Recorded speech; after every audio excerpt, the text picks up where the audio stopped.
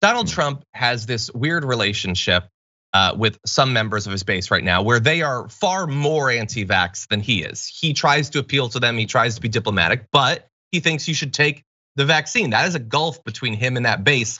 And they, on the other hand, have this thing where if like you're a right-wing host, you have to attack the vaccine constantly. That's how your bread is buttered. That's how you make your money and keep your audience. If you don't do that, you'll be gone instantly.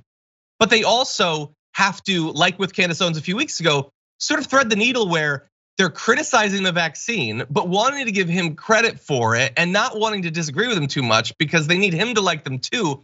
It can be really awkward. I want to demonstrate one right-wing media member trying to thread that needle.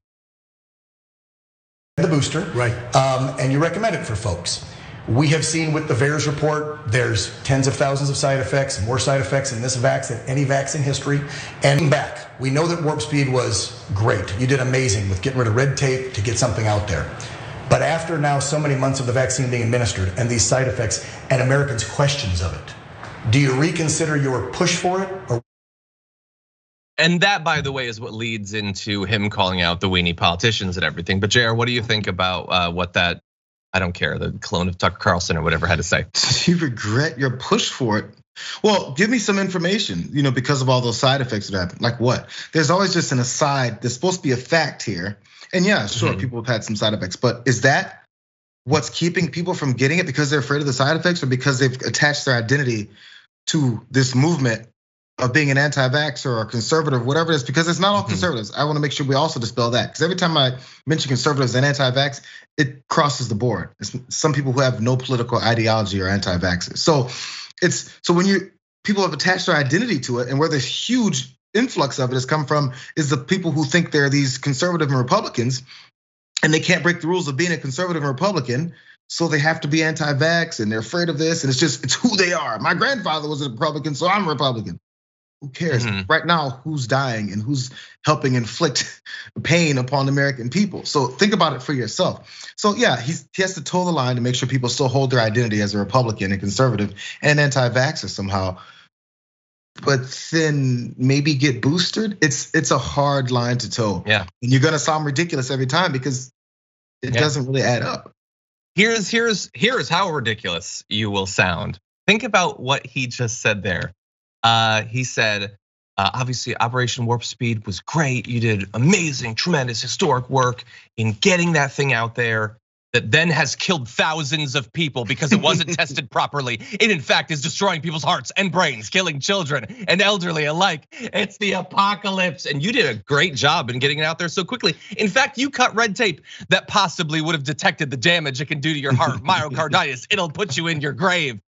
That's insanity, what the dance that you just saw there.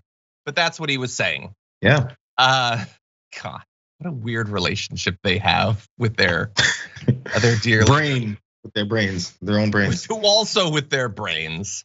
By the way, I just wanted to throw out, the Ron DeSantis thing. Why call out Ron DeSantis? So you already know why he's calling out Ron DeSantis. He's worried about Ron DeSantis running for president, and I doubt he's that worried. I think he thinks, and I think Ron DeSantis thinks that if Trump runs, and he probably will, that Ron DeSantis isn't gonna risk going up against him. But Trump is apparently worried about it enough to call him out and to talk behind the scenes. Maggie Haberman behind the scenes is saying that Trump says that DeSantis isn't showing him enough deference. Trump could always decide not to run, but every indication is he will. And once again, he's moving to set the terms of engagement with his potential rivals. While those rivals are mostly averting their gaze and hoping he goes away, which is literally a thing that has been observed in chimpanzees. When a chimpanzee will see a banana, they know that if they look at that banana and the alpha chimp sees them looking at the banana, it will follow their gaze and take the banana. So they will very seriously look away until the other monkey leaves. So the GOP has reached the level of chimps. And so anyway, yeah, this is all about posturing for 2024. That's all. Man, imagine having to be in this situation.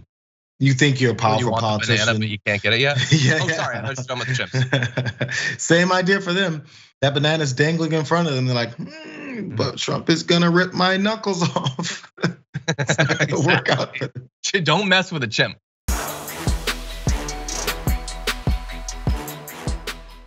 For more political news breakdowns, interviews, stories of activism, and me trying my hardest to care about the occasional big celebrity news story, subscribe to our YouTube channel at youtube.com/thedamagereport. And you can ring the bell wherever it is so you don't miss anything.